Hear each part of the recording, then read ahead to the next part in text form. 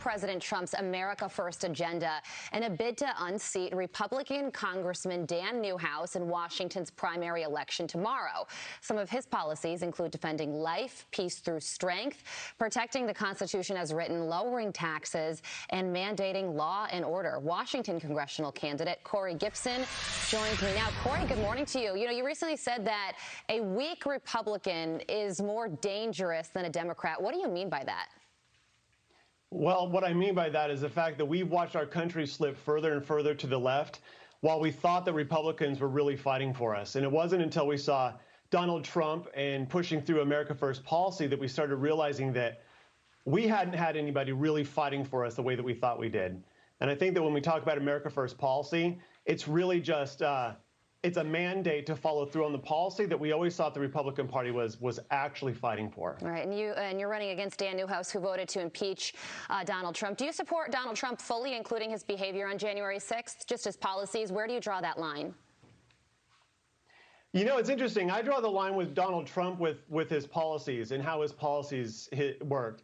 I know that he was a controversial figure, but I also know that while the country was thriving, while we had our economy was booming, while every minority group was thriving, while everything was going very well, still 95% of our media was against him. So I think that there's actually there's a balance that really hasn't been identified fully that would show that he wasn't necessarily quite as divisive as media made him out to be. When it comes to what happened on January 6th, I say release the tapes. Let's find out what actually happened. At the end of the day, though, this election is about the future of the country, and America First policy is how we get our country back on track. So let's learn a little bit more about you. What's your background, and what motivated you to run for Congress? My background is fairly interesting. I actually introduced a form of marketing to the entertainment industry called cause marketing. And that's a form of marketing where you do good by doing, marketing strategy and campaigns. And I did that for networks and studios. And then I also worked on building alliances with foreign countries to create education programs in the U.S. and abroad as well. My background is about identifying issues and building coalitions to solve those problems. And the reason I wanted to run is similar to what I said earlier, which is a weak Republican is more dangerous than a Democrat right now. We've got to get people in office who are running for the sole reason that they want to start fighting for our country. I think that freedom, it's a slippery slope. We have to fight for it. And I think a lot of us feel right now that we're on a sled going down that slope.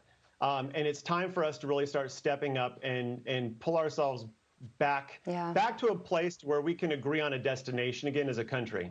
Congressman, before we let you go, one of the things, or possibly soon to be Congressman, depending on how things go. Works for me. One of the things that you talk about a lot is your stance against identity politics. You don't want people to think just because you check a certain box, you have to vote a certain way. What's your message on that front, pretty quickly here?